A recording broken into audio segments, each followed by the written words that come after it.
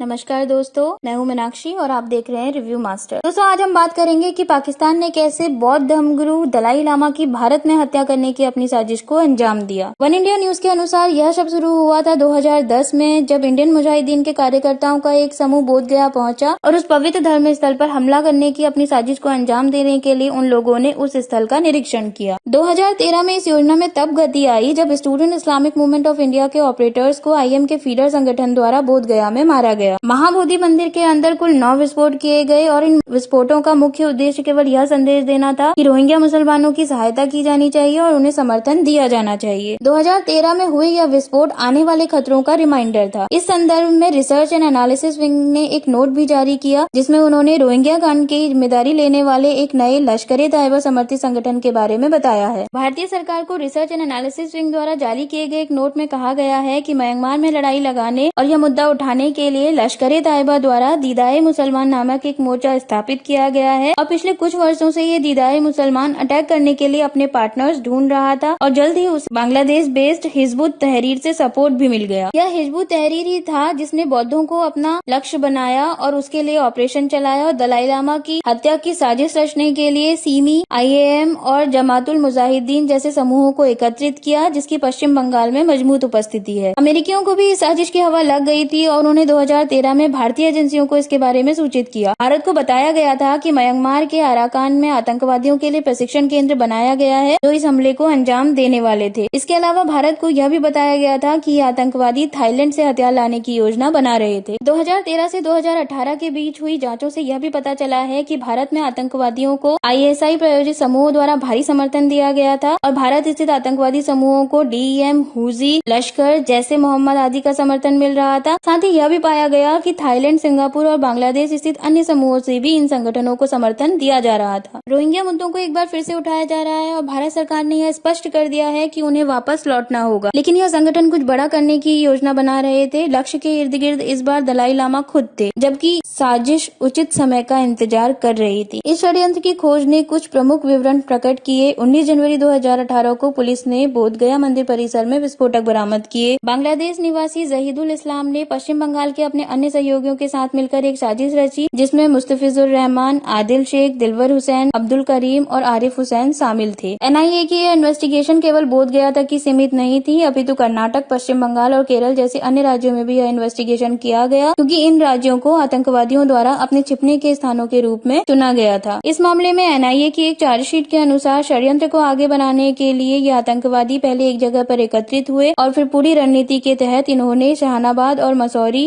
को अपने छिपने के लिए स्थानों के रूप में चुना और फिर बोधगया के अपने टारगेट्स का अवलोकन करने के बाद इन्होंने IED की मैन्युफैक्चरिंग के लिए कुछ विस्फोटक और अन्य सामग्री खरीदी और अपने सहयोगियों के साथ मिलकर जहीदुल ने 3 IED और 2 हथगोले बनाए। उसके पश्चात इन IED को 19 जनवरी को बोधगया परिसर में आदिल शेख, दिलवर हुसैन और आरिफ हुसैन द्वारा लगाया गया। यह आतंकवादी दलाई लामा और बिहार के राज्यपाल की यात्रा के दौरान public life and public properties को नुकसान पहुंचाने की आतंकवादी योजना बना रहे थे।